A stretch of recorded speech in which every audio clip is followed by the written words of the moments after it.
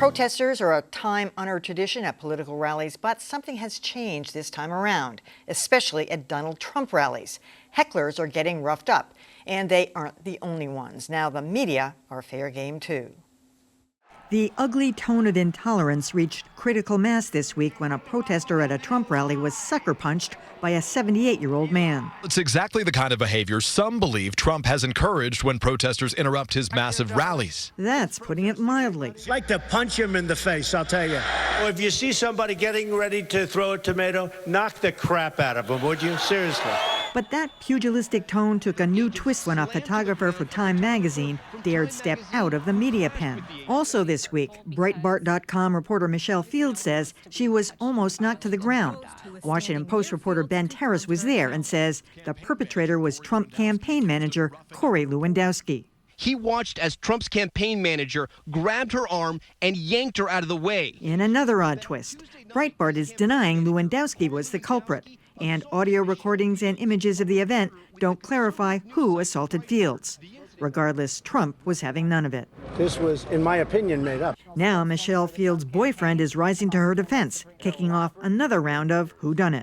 You have to believe that there was some type of coordination between the Washington Post and Breitbart, which is a generally pro-Trump publication. Expect the verbal fisticuffs to continue, all in a day's work for the press covering Donald Trump.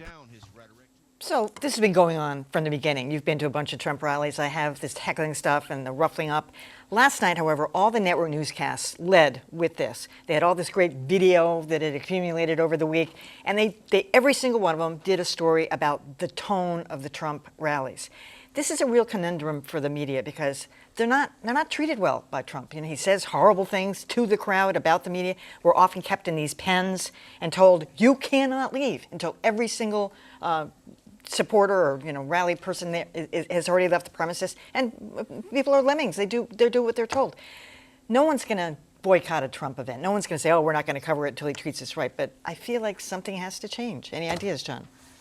Well, I wouldn't rule out boycotting. I mean, or at least applying whatever leverage you have, as the White House Press Association did. You may recall we discussed it when they pushed back on severe restrictions the Obama administration was trying to place on photographer access and so forth.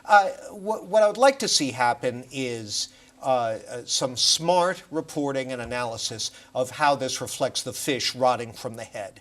Trump sets the tone. This whole operation is a Trump operation. He is giving us information about what a Trump presidency would be like. I think it's useful information to convey to the public. That's why it's so compelling that it was Corey Lewandowski, allegedly, who was the person who was involved in this. I mean, his actual campaign manager, not some security guard, not some flunky. You know, it's interesting. I think if the press has one obligation, it's to not allow the normalization of what happens at Trump rallies to go too far, to just sort of have it be background noise of the kind of thing that happens at a Trump event. You know, Andy Dean, who is one of his surrogates now, who was previously a contestant on The Apprentice, yesterday on CNN was going on about how he was proud of this 70-odd-year-old man for he's so great, must be in really good shape to be able to punch this 26-year-old black man who was getting shown out.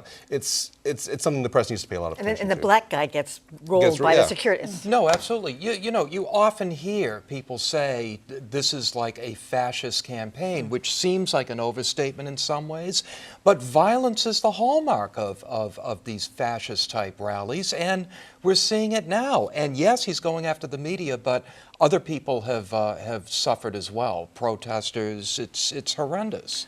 Note that the second line of the guy who sucker punched him said, "Next time we'll have to kill him." That's pretty something to say. And then at the Celtics game, there were protests there, and they were screaming, "Trump, build a wall." Now, come on. And at a Latina player. At a Latino player. So we got to look at this and say that this is traveling outside of the Trump rallies. And I'm with John. I see no reason why you have to stop going. Stop going to the rallies and say, have a conversation with Lewandowski and everybody else and say, this is not going to happen if you expect us to be safe in coverage. But we'll be relying on cell phone video from some guy. But to me, that's special pleading on the part of the media. It is. I'm not saying it's not. All kinds of people are being assaulted. The media has to be there. Yeah.